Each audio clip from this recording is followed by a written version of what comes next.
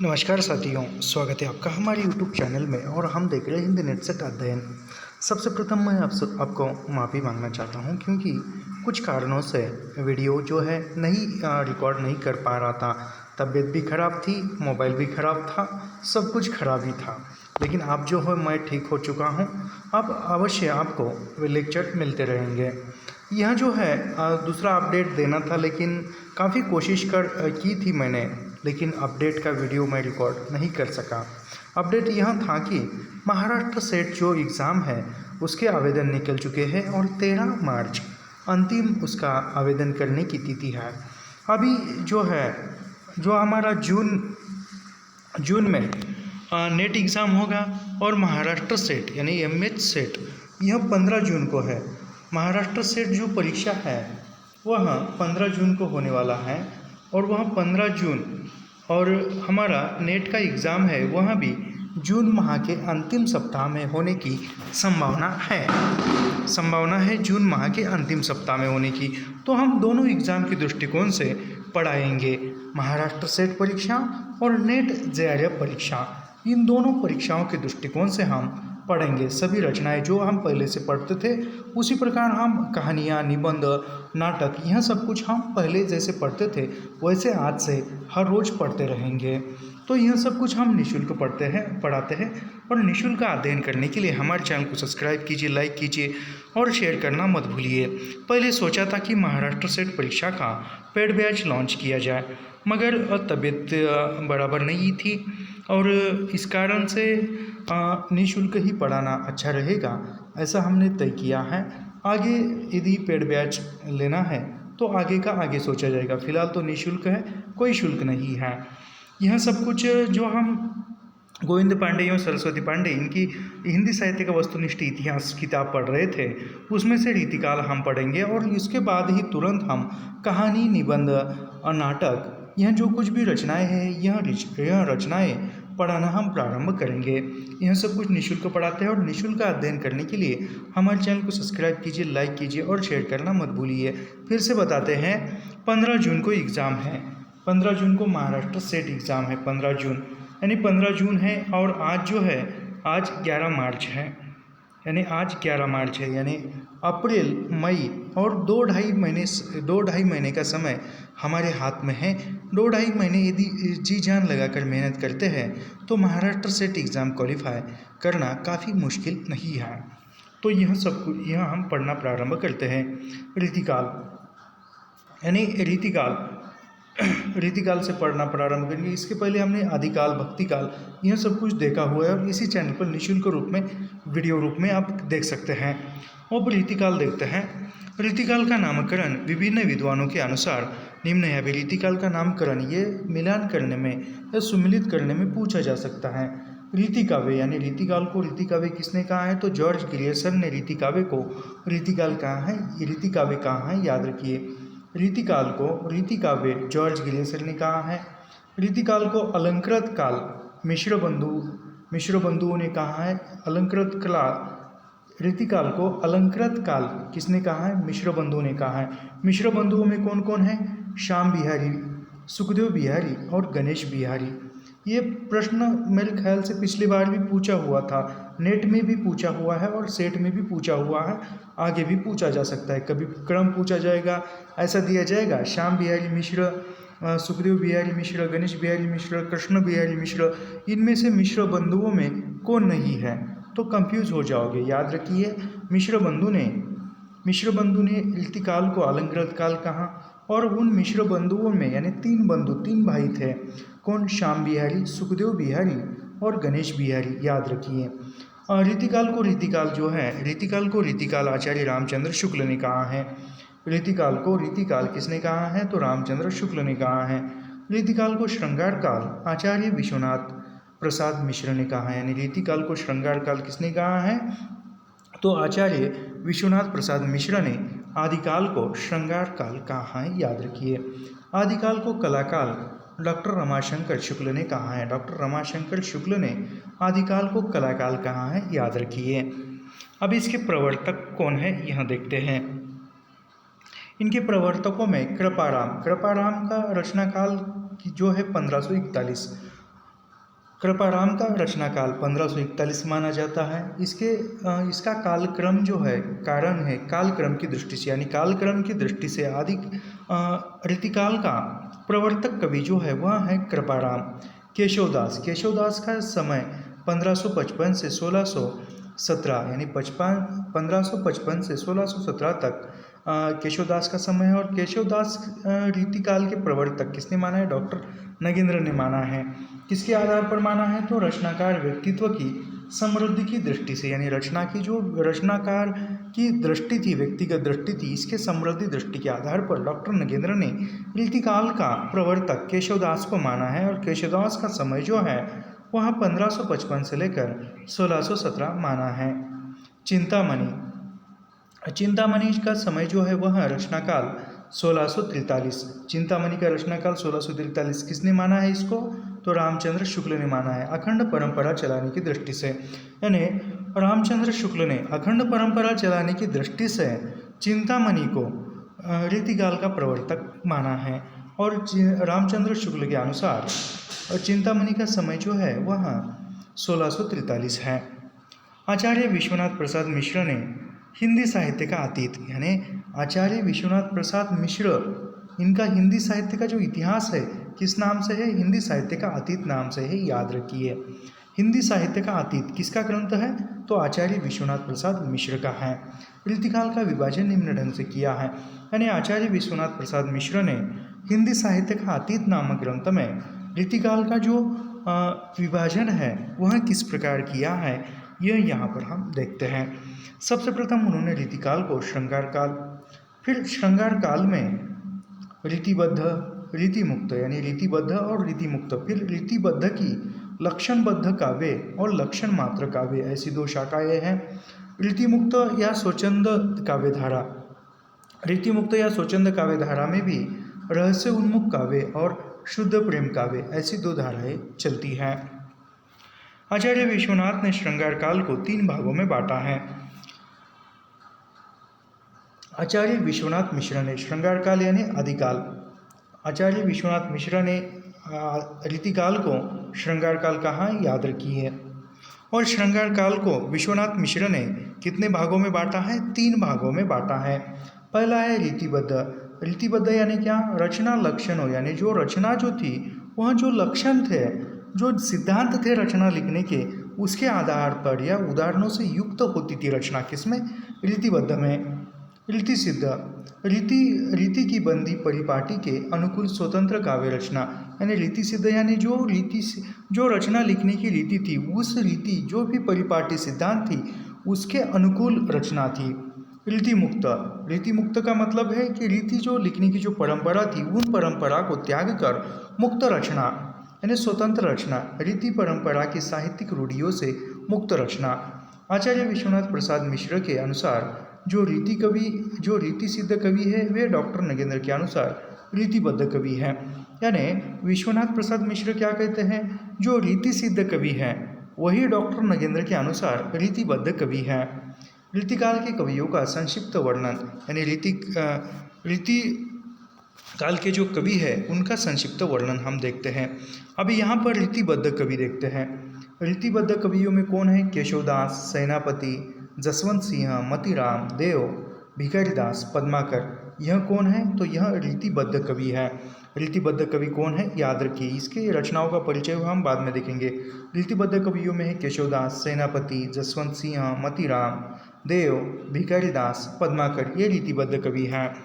विश्वनाथ प्रसाद मिश्र के अनुसार है यह रीति सिद्ध। अभी रीति सिद्ध कवियों में केवल बिहारी लाल, रीति सिद्ध कवियों में केवल बिहारी लाल नाम एक ही आता है। रीतिमुक्त कवि, रीतिमुक्त कवि कौन से हैं? तो रीतिमुक्त में है रसखान, आलम, घनानंद, ठाकुर, बोदा, द्विजदेव। यानी रीतिमुक्त कवियों में कौन है? रसखान, शेख आलम, घनानंद, ठाकुर, बोधा और द्विजदेव। ये क्रम पूछा जा सकता है, रीतिमुक्त कवियों का क्रम। रीतिमुक्त में कौन से हैं? इसका हम ट्रिक बनाने का प्रयास करते हैं। र श घ ठा, र श घ ठा बोधवी, यानी यहाँ पर र श घ ठा बोधवी, मतलब क्या है? र से रसखान, शेख से शेख आलम, घ से घनानंद, ठा से ठाकुर और बो से बोधा और द्विज से द्विज देव। ये रीति मुक्त कवियों का क्रम है, याद रखिए। ट्रिक अच्छी लगी तो बताइए। आगे देखते हैं रीति चेतस कवि। रीति चेतस कवि कौन से हैं? तो रीति चेतस में आते हैं चिंतामणि, जसवंत सिंह, भिखारी दास, प्रताप शाही और ग्वाल कवि। यह रीति चेतस कवि हैं। रीति चेतस कवि काव्य चेतस यानी रीति चेतस। रीति चेतस मतलब जो काव्य लिखने की जो रीति थी, परंपरा थी, सिद्धांत थी, उसके अनुकूल लिखने वाले कवि कौन है? चिंतामणि, जसवंत सिंह, भिखारी दास, प्रताप शाही और ग्वाल कवि। उसके बाद आते हैं काव्य चेतस। काव्य चेतस यानी केवल कविता लिखने के आधार पर मतिराम, भूषण देव और पद्माकर। मतिराम, भूषण देव, पद्माकर, यह काव्य चेतस है बच्चन सिंह के अनुसार। रीति इतर काव्य यानी रीति इतर काव्य में कौन है? तो बिहारी लाल। अभिजात्य वर्ग यानी अभिजात्य वर्ग के कवि कौन है? तो बिहारी लाल है। अब रीति मुक्त में भी दो वर्ग है। रीति मुक्त में दो वर्ग है, अभिजात्य वर्ग और स्वच्छंद काव्य धारा। रीति मुक्त काव्य में अभिजात्य वर्ग में बिहारी लाल आते हैं और स्वच्छंद काव्य धारा में कौन है? आलम, घनानंद, ठाकुर, बोधा और द्विज देव। यह अभी हमने देखा हुआ है। आगे देखते हैं डॉक्टर नगेंद्र द्वारा रीतिकालीन कवियों का कालक्रम। यानी डॉक्टर नगेंद्र ने जो रीतिकाल के कवियों का कालक्रम बताया है वह किस प्रकार है, यह देखते हैं। डॉक्टर नगेंद्र के अनुसार रीतिकालीन कवियों का कालक्रम, सबसे प्रथम चिंतामणि। 1609 से 1685। कुलपति मिश्र। कुमारमणि का जो नगेंद्र के अनुसार समय है 1665। सोमनाथ, भिखारी दास, रसिक गोविंद 1743 से 1838। देव 1643 से 1767। अमीरदास 1783। ग्वाल 1791 से 1868 और प्रताप शाही। इसके बाद है सर्वांग निरूपण कवि। अभी ये सर्वांग निरूपण ये हम ऐसे देखेंगे तो यानी सर्वरस निरूपक कवि। अभी सर्वरस निरूपक कवि कौन से है, यानी जिसके काव्य में सर्वरस की प्रधानता है वह कौन से है? तो सुखदेव मिश्र, रसलीन, पद्माकर, राम सिंह, उजियारे, चंद्रशेखर वाजपेयी, याकूब खां और बेनी प्रवीण। ये कौन से है? सर्वरस निरूपक कवि है। उसके बाद आते हैं श्रृंगार रस निरूपक कवि। यानी श्रृंगार रस में लिखने वाले कवि कौन है? तो मतिराम 1617 और कृष्ण भट्ट देव ऋषि। श्रृंगार रस निरूपक कवि यानी श्रृंगार रस में लिखने वाले कौन है? मतिराम और कृष्ण भट्ट देव ऋषि। छंदो निरूपक कवि यानी छंद के आधार पर लिखने वाले तो भूषण, मतिराम, सुखदेव मिश्र, माखन, दशरथ और राम साय। यह जो है यह छंदो निरूपक कवि है। उसके बाद आते हैं अलंकार निरूपक कवि। अलंकार निरूपक यानी जो अलंकार के आधार पर लिखने वाले। अलंकारों का आधार पर भूषण, मतिराम, जसवंत सिंह, गोप, रसिक, सुमति, रघुनाथ बंदीजन, दुल्हन, रसरूप, पद्माकर, सेवादास और गिरिधर दास। यह जो है अलंकार निरूपक कवि है। किसके अनुसार? यह नगेंद्र के अनुसार। उसके बाद देखते हैं नगेंद्र के अनुसार रीति कवि। रीति मुक्त कवि कौन है नगेंद्र के अनुसार? नगेंद्र के अनुसार रीति मुक्त कवि है शेख आलम, घनानंद, बोधा, ठाकुर और द्विज देव। यह जो है नगेंद्र के अनुसार रीति मुक्त कवियों का क्रम है। अभी रीति सिद्ध कवि किसके? यह नगेंद्र के अनुसार ही है। रीति सिद्ध कवियों में सेनापति 1589, बिहारी लाल 1595 से 1663, रसनिधि 1603 से 1660, वृंद 1643 से 1723, नृप शंभु 1657, नेवाद 1680, कृष्ण कवि 1720, हट्टी जी 1780, विक्रमादित्य, रामसाय, पजनेस का समय क्या है? 1815 और बेनी वाजपेयी 1823। ये जो है रीति सिद्ध कवि हैं। प्रमुख रीतिबद्ध कवियों का संचय। अभी जो प्रमुख रीतिबद्ध कवि हैं उन कवियों की रचना आश्रयदाता वह देखेंगे यानी परिचय।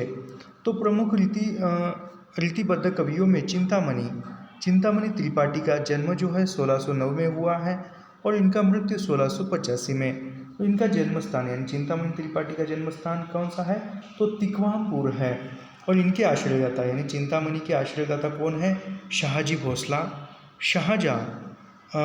यह जो है शाहजी भोसला और शाहजहाँ, यह जो है यह चिंतामणि त्रिपाठी के आश्रयदाता है, यानी इनके दरबार में चिंतामणि त्रिपाठी राजकवि के रूप में थे।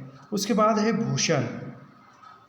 भूषण का जन्म 1613 और 1715, यानी भूषण का जन्म जो है भूषण का जन्म 1613 और मृत्यु 1715 में हुआ है। इनका भी जन्म स्थान कहाँ है भूषण का, तो तिकवानपुर।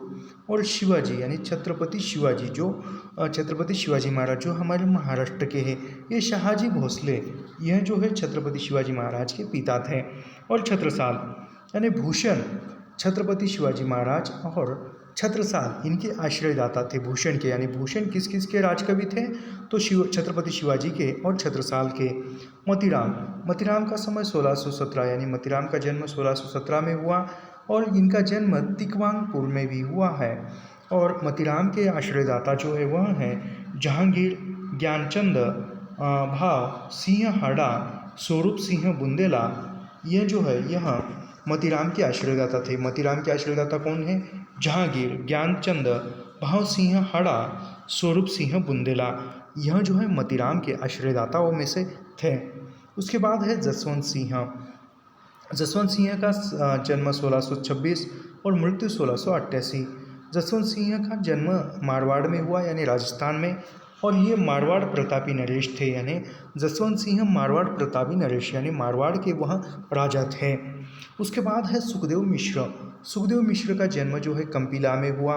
सुखदेव मिश्र के आश्रयदाताओं में भगवंत राय खांची, राव मर्दन सिंह, देवी सिंह और फाजिल अली शाह, यह जो है यह सुखदेव मिश्र के आश्रयदाता थे। उसके बाद आता है तोषकवि,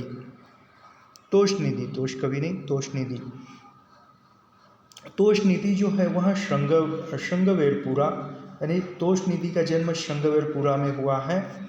उसके बाद आते हैं कुलपति मिश्र। कुलपति मिश्र का जन्म आगरा में हुआ और कुलपति मिश्र के आश्रयदाता राम सिंह हैं। उसके बाद आते हैं देव या देवदत्त, एक ही नाम है, देव या देवदत्त एक ही नाम है। देव का जन्म जो है 1673 में होता है और इनका देव का मृत्यु 1767 में इटावा में इनका जन्म हुआ था। अभी देव या देवदत्त के आश्रयदाता कौन थे, तो आजम शाह, भवानी दत्त, वैश्य, कुशल सिंह, सेठ भगीलाल, उद्योग सिंह, सुजान मणि, अली अकबर खां, यह जो है देव या देवदत्त के आश्रयदाता थे। आगे बढ़ते हैं, आगे भी सैयद गुलाम नबी का जन्म 1699 में और उनकी मृत्यु 1750 में हुई। सैयद गुलाम नबी का जन्म कहाँ पे हुआ, तो बिलग्राम में हुआ, दरदोई यानी बिलग्राम। रसलीन का जन्म जो है वह दरदोई में हुआ है। भिखाइल दास का जन्म ट्योंगा और भिखाइल दास के आश्रयदाता थे हिंदूपति सिंह थे। ट्योंगा या प्रतापगढ़, भिखाइल दास का जन्म। पद्माकर सिंह का जन्म जो है वह 1753 में हुआ और मृत्यु 1833 में। बांदा में इनका जन्म हुआ पद्माकर सिंह का। और पद्माकर सिंह के आश्रयदाता जो थे बहुत ज़्यादा है। रघुराव अप्पा, महाराज जैतपुर, नौने अर्जुन सिंह, परीक्षित, अनूप गिरी, उपनाम हिम्मत बहादुर, यानी अनूप गिरी का ही उपनाम क्या है, अनूप गिरी का उपनाम हिम्मत बहादुर है, याद रखिए। हिम्मत बहादुर किसका उपनाम था, तो अनूप गिरी का था, याद रखिए। रघुनाथ राव, प्रताप सिंह, जगत सिंह, भीम सिंह, दौलत राव सिंधिया, यह जो है पद्माकर सिंह के आश्रयदाता थे। रामचंद्र शुक्ल ने चिंतामणि त्रिपाठी को रीति काव्य का प्रवर्तक माना है, यानी रामचंद्र शुक्ल ने रीतिकाल का प्रवर्तक किसको माना है, रीति काव्य का प्रवर्तक, तो चिंतामणि त्रिपाठी को। यहाँ पर दो तरह से प्रश्न बन सकता है। आचार्य रामचंद्र शुक्ल के अनुसार रीति काव्य का प्रवर्तक कवि कौन है, एक प्रश्न बना। चिंतामणि त्रिपाठी को रीति काव्य का प्रवर्तक किसने माना, तो रामचंद्र शुक्ल ने माना। ऐसे दो प्रकार से घुमा फिरा के प्रश्न बनता है। आचार्य रामचंद्र शुक्ल ने चिंतामणि त्रिपाठी को रीति काव्य का प्रवर्तक माना है। चिंतामणि त्रिपाठी सिद्धांततः रसवादी आचार्य थे, यानी चिंतामणि त्रिपाठी किस प्रकार के आचार्य थे, तो वह सिद्धता यानी वह रसवादी आचार्य थे। सिद्धास्तता यानी वह उनको सिद्धता यानी सिद्धहस्त प्राप्त थी, सिद्धि प्राप्त थी रसवादी रस में, रस सिद्धांत में, तो वह चिंतामणि त्रिपाठी रसवादी आचार्य थे। चिंतामणि त्रिपाठी के सहोदर मतिराम भूषण और जटाशंकर त्रिपाठी थे। यानी चिंतामणि त्रिपाठी के सहोदर यानी साथ में कौन, मतिराम, भूषण और जटाशंकर त्रिपाठी थे। भूषण वीर रस के कवि है, यानी रीतिकाल में भूषण जो है रीति यानी प्रश्न पूछा जा सकता है रीति काल में या रीति काव्य में वीर रस के कवि कौन थे, तो भूषण थे, याद रखिए। भूषण वीर रस के कवि है। त्रिकूट के सोलंकी राजा रुद्र ने इन्हें भूषण की उपाधि दी थी, यानी कवि भूषण को कवि भूषण की उपाधि किसने दी थी, तो वह भूषण वीर रस के कवि थे। और त्रिकूट के सोलंकी राजा रुद्र ने, यानी राजा रुद्र ने भूषण को कवि भूषण की उपाधि दी थी, याद रखिए। और राजा रुद्र कहाँ के राजा थे, तो चित्रकूट के सोलंकी राजा थे। राजा रुद्र ने भूषण को कवि भूषण की उपाधि दी थी। डॉक्टर गणपति चंद्र गुप्त ने भूषण का मूल नाम पतिराम या मनीराम बताया है, यानी यहाँ पर भी प्रश्न पूछा जा सकता है घुमा फिरा के। भूषण को पतिराम या मनीराम किसने बताया है, तो गणपति चंद्र गुप्त ने बताया है, याद रखिए। गणपति चंद्र गुप्त ने भूषण का मूल नाम पतिराम या मनीराम बताया है। आचार्य विश्वनाथ प्रसाद मिश्र ने इसका मूल नाम घनश्याम बताया है, यानी विश्वनाथ प्रसाद मिश्र ने भूषण का मूल नाम घनश्याम बताया है, यानी भूषण का मूल नाम घनश्याम किसने बताया है, तो आचार्य विश्वनाथ प्रसाद मिश्र ने बताया हुआ है, याद रखिए। महाराज छत्रसाल ने एक बार भूषण की पालकी को कंधा लगाया था, यानी महाराज छत्रसाल जो थे उन्होंने भूषण की पालकी को एक बार कंधा लगाया था, जिस पर भूषण ने कहा था, यानी भूषण ने कहा शिवा को बखानो छत्रसाल को, यानी जो शिवाजी की प्रशंसा करूँ या छत्रसाल की, ऐसा, यानी शिव मतलब शिवा को बखानो छत्रसाल को, ये किसने कहा है, भूषण ने। किस अवसर पर कहा है, जब भूषण की पालकी को छत्रसाल ने कंधा दिया था तब। आचार्य रामचंद्र शुक्ल ने लिखा है, अभी ये शुक्ल का कथन काफ़ी इम्पोर्टेंट है, याद रखिए। भूषण के वीर रस के उद्गार सारी जनता के हृदय की संपत्ति हुई, यानी आचार्य रामचंद्र शुक्ल का कथन है, भूषण के वीर रस के उद्गार सारी जनता के हृदय की संपत्ति हुए। शिवाजी और छत्रसाल की वीरता के वर्णन को कोई कवियों की झूठी खुशामद नहीं कह सकता। वे हिंदू जाति के प्रतिनिधि कवि हैं, यानी भूषण को रामचंद्र शुक्ल ने हिंदू जाति के प्रतिनिधि कवि कहा है, यानी हिंदू जाति के प्रतिनिधि कवि भूषण को किसने कहा है, तो रामचंद्र शुक्ल ने कहा है, याद रखिए। मतिराम चिंतामणि त्रिपाठी और भूषण के सहोदर माने जाते हैं। मतिराम ने अपने ग्रंथों को अपने आश्रयदाता को समर्पित किया है, यानी मतिराम ने जो भी ग्रंथ लिखे हैं उन्होंने अपने आश्रयदाताओं को ग्रंथ समर्पित किए हैं। आश्रयदाता जहांगीर, ये मतिराम की बात चल रही है। मतिराम का जो आश्रयदाता था जहांगीर कहाँ का था, दिल्ली का था। ग्रंथ फूल मंजरी, यानी मतिराम का फूल मंजरी ग्रंथ किसको समर्पित है, तो जहांगीर को समर्पित है, याद रखिए। और फूल मंजरी में 60 दोहों में किसी एक फूल का वर्णन है, यानी मतिराम की जो फूल मंजरी रचना है उस फूल मंजरी रचना जो है वह जहांगीर जो दिल्ली के बादशाह थे उनको समर्पित है। और फूल मंजरी में 60 दोहे हैं और 60 दोहों में एक फूल का वर्णन किया गया है। बिना आश्रयदाता के, यानी किसी आश्रयदाता को समर्पित रचना नहीं है, कौन सी है, रसराज, यानी मतिराम की जो रसराज की रचना जो है वह किसी आश्रयदाता को समर्पित रचना नहीं है। जो रचना रसराज का समय क्या है, तो 1663 श्रृंगार रस निरूपण, यानी श्रृंगार रस का वर्णन इसमें रसराज में दिखाई देता है। ऐसे कभी कॉलेज में भी पढ़ा रहा था, अभी भी पढ़ाता हूँ। और यहाँ पर भी तो गले में इन्फेक्शन हुआ था, सर्दी हुई थी, बहुत कुछ तबीयत ठीक नहीं थी, इस कारण मैं पढ़ा नहीं पा रहा था, लेकिन अभी तबीयत ठीक हुई तो मैं पढ़ाऊँगा। उसके बाद आता है भाव सिंह हाड़ा, यानी भाव सिंह हाड़ा जो है वह बूंदी के वह नरेश थे, और वह रचना कौन सी थी? भाव सिंह हाड़ा को समर्पित ललित ललाम नामक रचना जो थी वह समर्पित थी। ललित ललाम का समय जो है 1664 है, और ललित ललाम ग्रंथ जो है वह अलंकार निरूपण ग्रंथ है। सेठ भोगनाथ यानी सेठ भोगनाथ जो है सतसई, यानी सेठ भोगनाथ को कौन सा ग्रंथ मतीराम का समर्पित है? जो सतसई। एक मिनट कहाँ चला गया, अभी आ जाएगा। हाँ,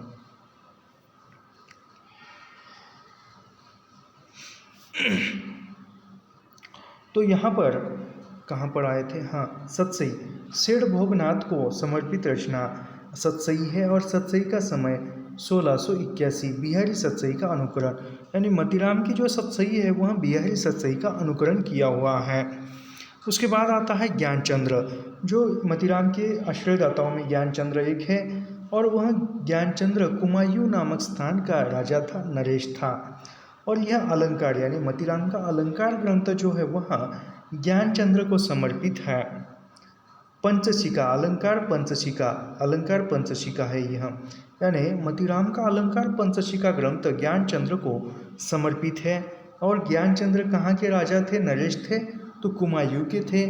और अलंकार पंचशिका का समय जो है 1690 में, और यह भी अलंकार निरूपण ग्रंथ है। स्वरूप सिंह बुंदेला बुंदेलखंड, यानी स्वरूप सिंह बुंदेला जो है वह बुंदेलखंड व्रत कौमुदी, यानी स्वरूप सिंह बुंदेला बुंदेलखंड के राजा थे, और इनको समर्पित ग्रंथ कौन सा है? तो व्रत कौमुदी। यह है 1701 में, और ये छंद निरूपण ग्रंथ है। यानी व्रत कौमुदी किस प्रकार का ग्रंथ है? तो वह छंदो निरूपण ग्रंथ है। अनुपलब्ध यानी अनुपलब्ध है, और लक्षण श्रृंगार अनुपलब्ध, यह भी साहित्य सार नायिका भेद निरूपण, यानी मतीराम का साहित्य सार जो ग्रंथ है वह नायिका भेद निरूपण ग्रंथ है। आचार्य शुक्ल ने व्रत कौमुदी या छंदसार को महाराज शंभुनाथ सोलंकी के लिए लिखा गया, यानी रामचंद्र शुक्ल मानते हैं कि मतीराम का जो व्रत कौमुदी रचना है छंदसार, यह ग्रंथ किसके लिए मतीराम ने लिखे थे? तो शंभुनाथ सोलंकी के लिए लिखे थे रामचंद्र शुक्ल के अनुसार। मतीराम का प्रथम काव्य फूल मंजरी है। मतीराम का प्रथम काव्य कौन सा है? फूल मंजरी, जो 60 दोहों में एक एक फूल को लेकर बातें की गई है। मतीराम का प्रथम ग्रंथ फूल मंजरी। और डॉक्टर बच्चन सिंह ने रसराज, यानी और डॉक्टर बच्चन सिंह ने मतीराम का ग्रंथ रसराज को प्रथम माना है, और प्रथम ग्रंथ माना है किसने? बच्चन सिंह ने। आचार्य रामचंद्र शुक्ल ने लिखा है, अभी शुक्ल ने लिखा है यहाँ पर, शुक्ल के अनुसार मतीराम की सी रस, यानी मतीराम के प्रति शुक्ल का काफ़ी इंपॉर्टेंट कथन है। मतीराम की सी रस स्निग्ध और प्रसादपूर्ण भाषा रीति का अनुसरण करने वालों में बहुत ही कम मिलती है। ये कौन कहता है? यह रामचंद्र शुक्ल मतीराम के बारे में कहते हैं।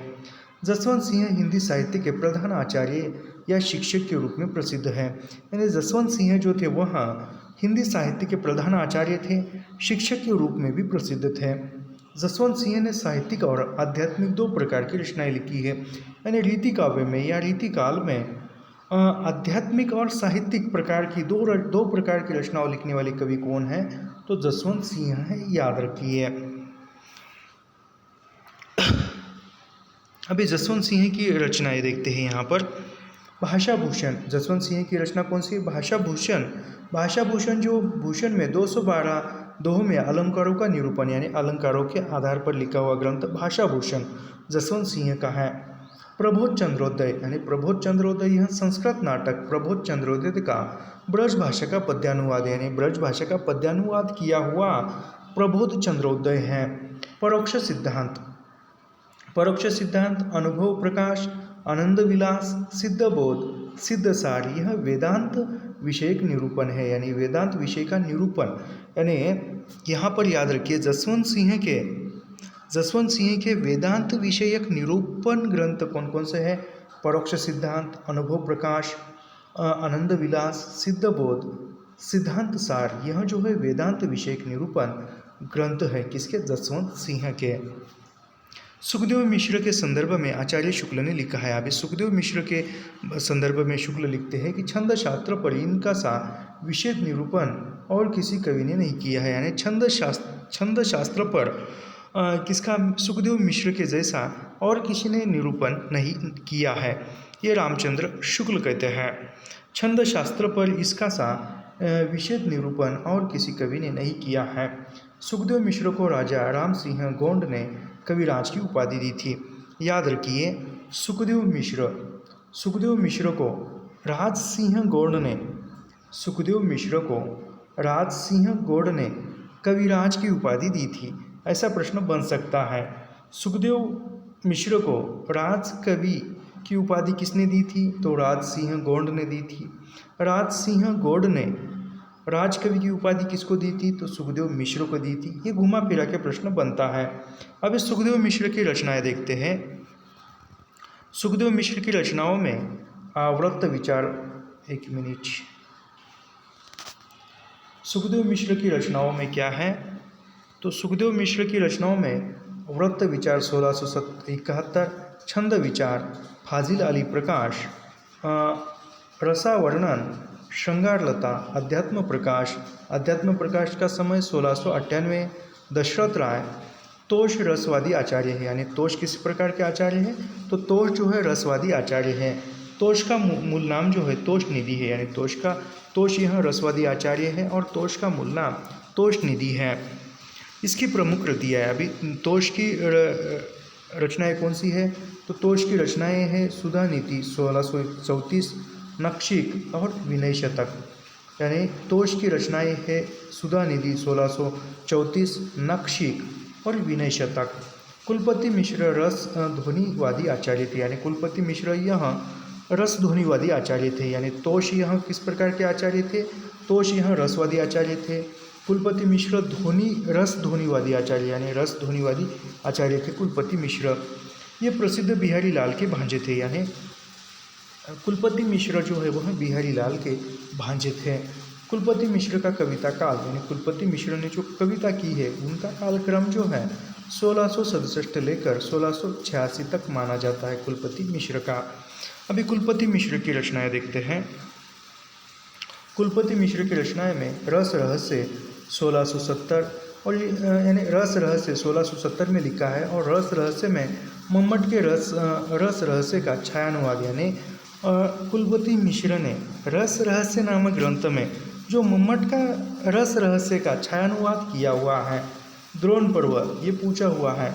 द्रोण पर्व 1680 महाभारत के द्रोण पर्व का पद्यबंध अनुवाद है। किसका? कुलपति मिश्र का ग्रंथ है द्रोण पर्व।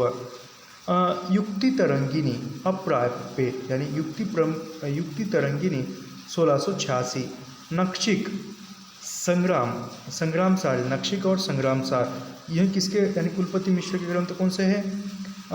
रस रहस्य, द्रोण पर्व, युगन तरंगिनी, युक्ति तरंगिनी, नक्षिक और संग्राम सार यह कुलपति मिश्र के ग्रंथ हैं। डॉक्टर नगेंद्र ने अन्य एक पुस्तक, यानी डॉक्टर नगेंद्र ने कुलपति मिश्र के अन्य एक पुस्तक का जिक्र किया है। उसका नाम है दुर्गा भक्त चंद्रिका का भी उल्लेख किया है। यानी नगेंद्र कुलपति मिश्र की दुर्गा भक्त चंद्रिका नामक पुस्तक का भी उल्लेख करते हैं। महाकवि देव का मूल नाम देवदत्त था। यानी जो महाकवि देव था, देव का मूल नाम देवदत्त था। देव आचार्य और कवि दोनों रूपों में प्रसिद्ध है। यानी देव आचार्य भी थे और वह कवि भी थे, दोनों रूपों में प्रसिद्ध थे देव।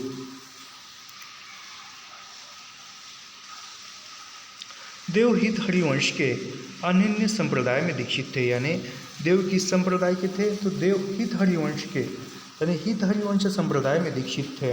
कौन? देव। देव की प्रमुख रचनाएं, अभी देव की प्रमुख रचनाएं देखते हैं।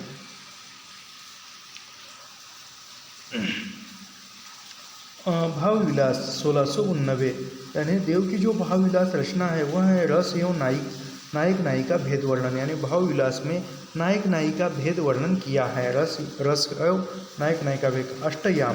अष्टयाम में 8 पहरों में नायक नायिका के बीच का विलास वर्णन किया है। यानी अष्टयाम में जो 8 प्रहरों का वर्णन है, नायक नायिका के बीच का 8 प्रहरों का वर्णन किया गया है। भवानी विलास भवानी दत्त वैश्व को समर्पित है। यानी भवानी विलास जो देव का ग्रंथ है भवानी दत्त वैश्व को समर्पित है। राग रत्नाकर राग रागिनियों के स्वरूप का वर्णन, यानी राग रत्नाकर में राग रागिनियों के स्वरूप का वर्णन किया है। उसके बाद है कुशल विलास में कुशल सिंह के नाम पर आधारित है। देवचरित कृष्ण के जीवन से संबंधित प्रबंध काव्य है। यानी देव का जो देवचरित ग्रंथ है वह कृष्ण के जीवन से संबंधित एक प्रबंध काव्य है। प्रेमचंद्रिका उद्योत सिंह को समर्पित है। यानी देव की जो प्रेमचंद्रिका ग्रंथ है वह उद्योत सिंह को समर्पित है। जाति विलास विभिन्न जातियों प्रदेशों की स्त्रियों का वर्णन है। यानी जाति विलास कौन सा ग्रंथ है? तो जाति विलास जो है वह विभिन्न जाति एवं प्रदेशों की स्त्रियों का वर्णन, यानी देव की किस रचना में विभिन्न जातियों प्रदेशों की स्त्रियों का वर्णन है, तो जाति विलास नामक ग्रंथों में याद रखिए। रस विलास राजा मोतीराम को समर्पित रचना है। शब्द या काव्य रसायन शब्द शक्ति रसादि का वर्णन है। यानी देव के किस ग्रंथ में शब्द शक्ति रसादि का वर्णन है, तो वहाँ है शब्द या काव्य रसायन में है। उसके बाद आता है सुख सागर तरंग यह अनेक ग्रंथों से लिए हुए कवित्व सवैयों का संग्रह है।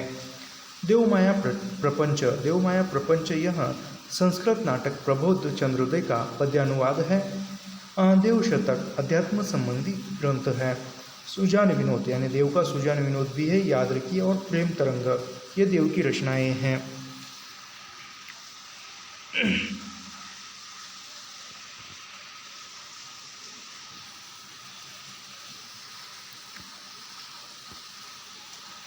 सुख सागर तरंग का संपादन मिश्र बंधुओं के पिता बालदत्त मिश्र, यानी ये प्रश्न आज तक नहीं बना है लेकिन अब बन सकता है। नेट में भी नहीं बना और सेट में भी नहीं बना। मिश्र बंधुओं के पिता का नाम क्या है? तो बालदत्त मिश्र है। ये प्रश्न आज तक नहीं बना है लेकिन अब बन सकता है। मिश्र बंधुओं के पिता का नाम क्या है? बालदत्त मिश्र है। सुख सागर तरंग का संपादन, यानी सुख सागर तरंग जो देव का ग्रंथ है इसका संपादन किसने किया है? तो बालदत्त मिश्र ने किया है। और बालदत्त मिश्र जो है मिश्र बंधुओं के पिता है। सुख सागर तरंग का संपादन बालदत्त मिश्र ने सन 1897 में किया है। डॉक्टर नगेंद्र ने सुख सागर तरंग को नायिका भेद का विश्वकोश माना है। डॉक्टर नगेंद्र ने जो सुख सागर तरंग का ग्रंथ जो है उसको नायिका भेद का विश्वकोश माना है। यानी नायिका भेद का विश्वकोश नगेंद्र ने देव के किस ग्रंथ को माना है? तो सुख सागर तरंग को माना है, याद रखिए। सर्वप्रथम शिवसिंह सेंगर ने देव की रचनाओं की संख्या 72 बताई। यानी सर्वप्रथम शिवसिंह सेंगर ने देव की रचनाओं की संख्या कितनी बताई? तो 72 यानी 72। कुछ विद्वानों ने 52 ग्रंथों का उल्लेख किया है। अभी यहाँ पर हम पढ़ाते हैं, कॉलेज में हिंदी पढ़ाते हैं तो हम हिंदी में पढ़ते हैं 72, 52, तो कुछ बच्चों को ये समझ में भी नहीं आता, उसको बोलना पड़ता है। तो 72 यानी 72, 52 यानी 52, तब जाके उसको समझ में आता है। ऐसा हो रहा है, मेरे साथ हुआ है।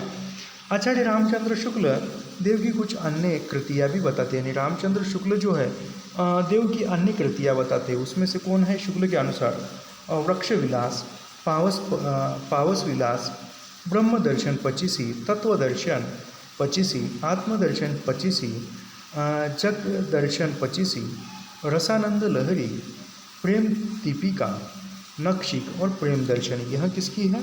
तो यह रामचंद्र शुक्ल के अनुसार देव की रचनाएं हैं। देव कविता में अभिधा को महत्व देते हैं।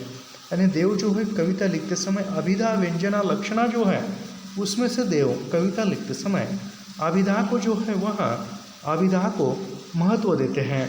काव्य रसायन में लिखते हैं। यानी देव काव्य रसायन नामक जो ग्रंथ है देव का, उसमें देव काव्य रसायन नामक ग्रंथ में लिखते हैं अभिधा उत्तम काव्य है, मध्य लक्षणालीन, अधम व्यंजना, रस विरस, उल्टी कहत नवीन।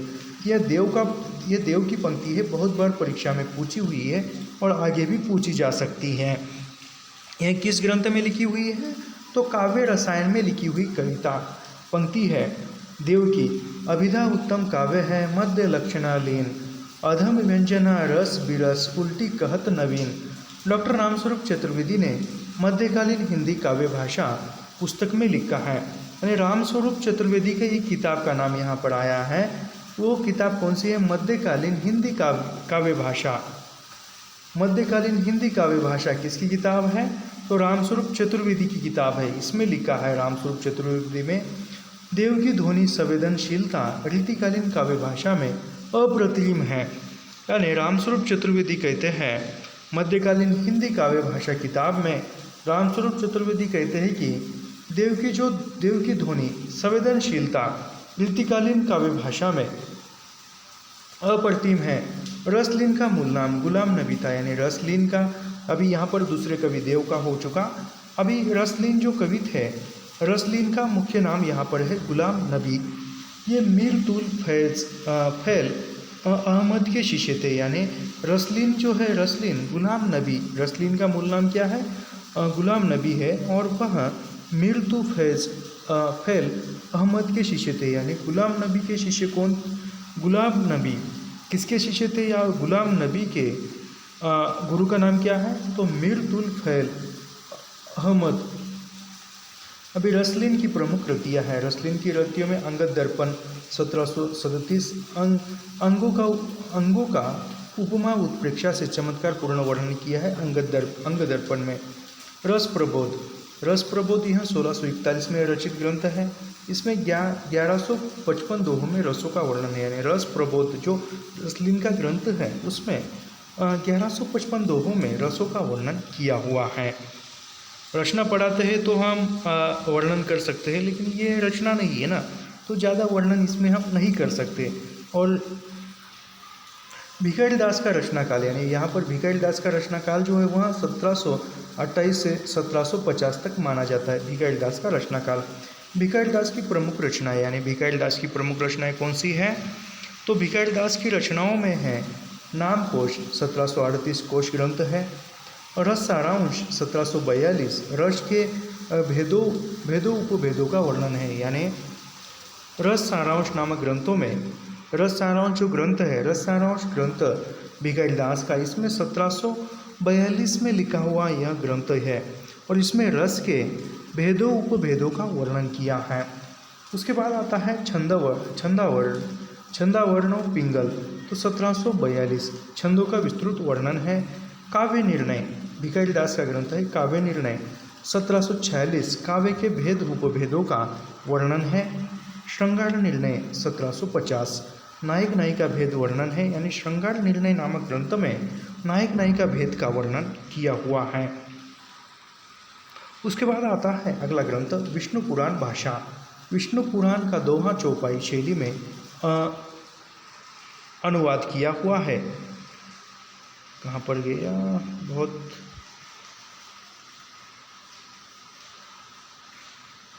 कहाँ पर गया?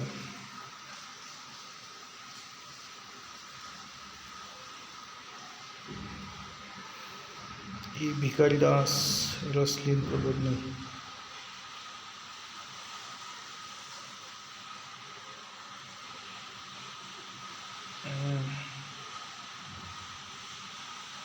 कहाँ पर गया वो पेज?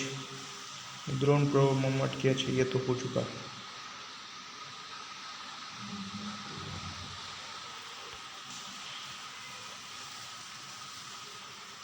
हाँ, ये भिखारी दास का। तो श्रृंगार निर्णय जो है वह नहीं, काव्य निर्णय। चलो यहाँ से देते हैं। नामकोश भिखारी दास का 1738 में कोश ग्रंथ है। रस सारांश 1742 रस के भेदों उपभेदों का वर्णन है। छंदा वर्णन पिंगल यह 1742 में लिखित छंदों का विस्तृत वर्णन है। काव्य निर्णय 1746 काव्य के भेदों उपभेदों का वर्णन है। श्रृंगार निर्णय 1750 नायक नायिका भेद वर्णन है। विष्णु पुराण भाषा विष्णु पुराण का दोहा चौपाई शैली में अनुवाद है। शतरंज शतिका यानी शतरंज शतिका यह शतरंज खेलने के तौर तरीकों का वर्णन है। भिकारीदास का ग्रंथ है शतरंज शतिका। इसमें शतरंज खेलने के तौर तरीकों का वर्णन है। अमरकोश संस्कृत के अमरकोश का पद्यानुवाद है। जयपुर नरेश प्रताप सिंह ने पद्माकर भट्ट को कविराज शिरोमणि की उपाधि दी थी। पद्माकर भट्ट की प्रमुख रचनाएं, अभी पद्माकर भट्ट की रचनाएं देखते हैं। पद्माकर भट्ट की रचनाओं में हिम्मत बहादुर बिरुदावली, यानी पद्माकर भट्ट की रचनाएं कौन सी है? हिम्मत बहादुर बिरुदावली, जो 211 छंदों में हिम्मत बहादुर का शौर्य वर्णन करती है। पद्माभरण अलंकारों का वर्णन, यानी पद्माभरण यह अलंकारों का वर्णन है। जगत विनोद छत्र प्रकाश एवं 731 छंदों में नवरसों का विवेचन किया गया है।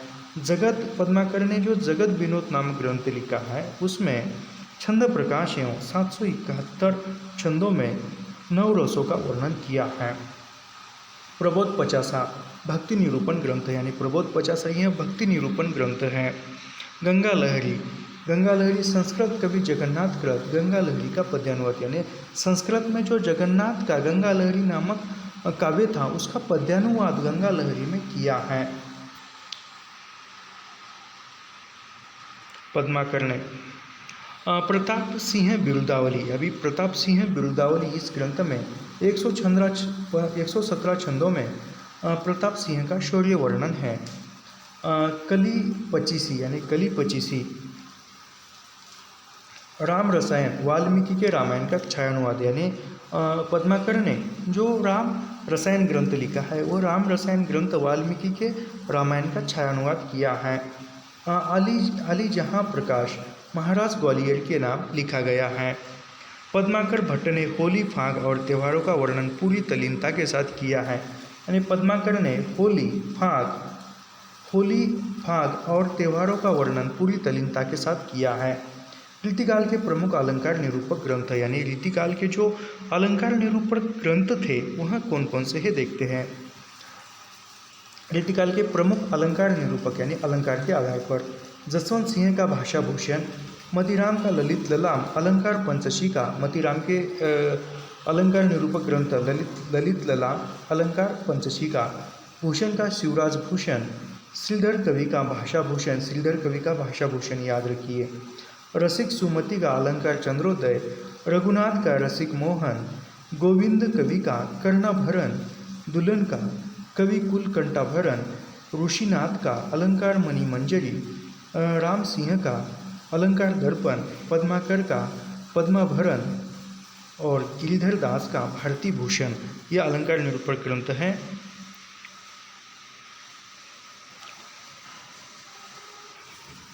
रीतिकाल के विभिन्न काव्यांग निरूपण, अभी काव्यांग निरूपण ग्रंथ देखते हैं। हो सके तो इस वीडियो में हम पूरा रीतिकाल ही देखेंगे।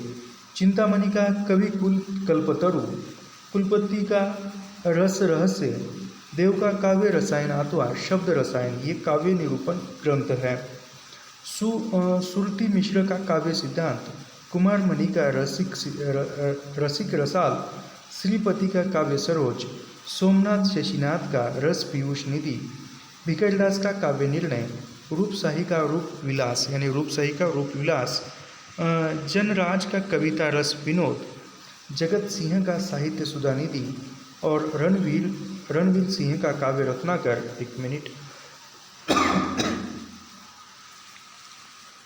प्रताप शाही का काव्य विलास, थान कवि का दल्लेन प्रकाश, रतन कवि का फतह प्रकाश। रीतिकाल के छंद निरूपक, अभी छंद निरूपक ग्रंथ देखते हैं। 1 मिनट कितना बचा है देखेंगे। यदि आज समाप्त होता है तो रीतिकाल समाप्ति करेंगे।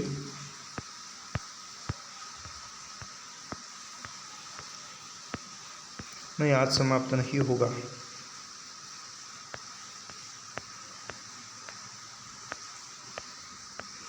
चलो, पहले से 15 दिन मैंने क्लास रिकॉर्ड नहीं किया, आज कर रहा हूँ तो बहुत ज़्यादा हो जाएगा और फिर से गले में तकलीफ़ हो जाएगी, तो इसलिए यहाँ पर हम रुकते हैं और इसके आगे का जो भी अंश है वो हम आगे देखेंगे। और हाँ, महाराष्ट्र सेट और नेट जून नेट परीक्षा जून 2025 और महाराष्ट्र सेट 2025, इसका अध्ययन करने के लिए हमारे चैनल को सब्सक्राइब कीजिए, लाइक कीजिए और शेयर करना मत भूलिए। मिलते हैं नेक्स्ट वीडियो में। धन्यवाद।